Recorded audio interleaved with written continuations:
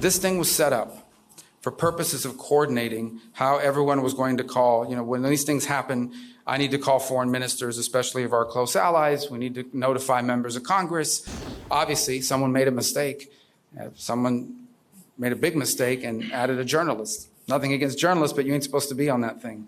The Pentagon says it was not. And not only did they say it was not, they make very clear that it didn't put in danger anyone's life or the mission. There was no intelligence information. There was no war plans on there. This was a sort of description of what we could inform our counterparts around the world. I think the White House is looking at this entire thing. How did that journalist get on there? Why was this the appropriate? And I think there'll be reforms and changes made. So this was not going to happen again. It can't. Mr. Secretary, Republican Congressman Don Bacon weighed in on the Signal chat breach, saying the White House is, quote, in denial that this was not classified or sensitive data. They should just own up to it and preserve credibility. Do you think that's true? Also, here in Jamaica, there are USAID employees at our embassy, like so many others around the world, on administrative leave, not carrying out the work of the American people. Do you worry that the DOGE effort won't ultimately end up benefiting U.S. taxpayers?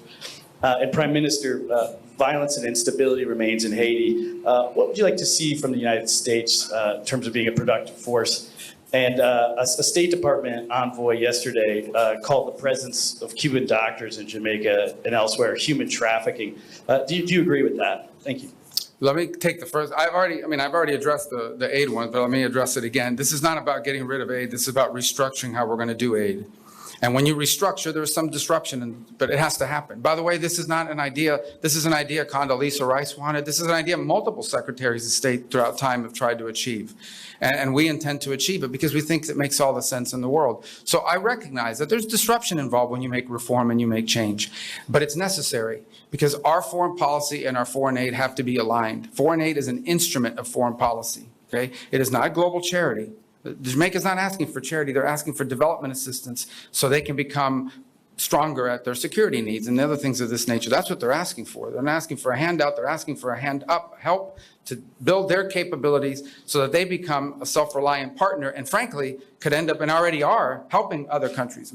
Jamaica now is contributing to the effort in Haiti as an example. So these are the kinds of things we want to see in our foreign aid. So look, our goal was not to disrupt anyone's life. Our goal was to restructure the way we deliver foreign aid so that it is aligned with our foreign policy and with what we're trying to carry out at our respective missions around the world. On the first question, let me just say on the Signal thing, this thing was set up for purposes of coordinating how everyone was going to call. When these things happen, I need to call foreign ministers, especially of our close allies. We need to notify members of Congress. Other members of the team have different people they need to notify as well. And that was the purpose of why it was set up. Obviously, someone made a mistake. Someone made a big mistake and added a journalist. Nothing against journalists, but you ain't supposed to be on that thing. So they got on there and this happened.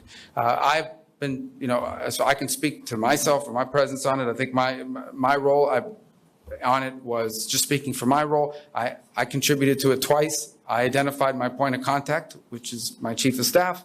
And then later on, I think 3 hours after the White House's official announcements had been made, I congratulated the members of the team. I've been assured by the Pentagon and everyone involved that none of the information that was on there, though not intended to be divulged, obviously that was a mistake and that shouldn't have happened and the White House is looking at it, but that none of the information on there at any point threatened the operation or the lives of our servicemen. And in fact, it was a very successful operation and it's an ongoing operation.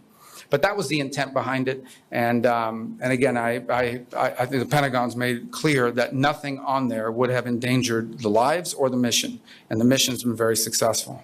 Is it classified, the information?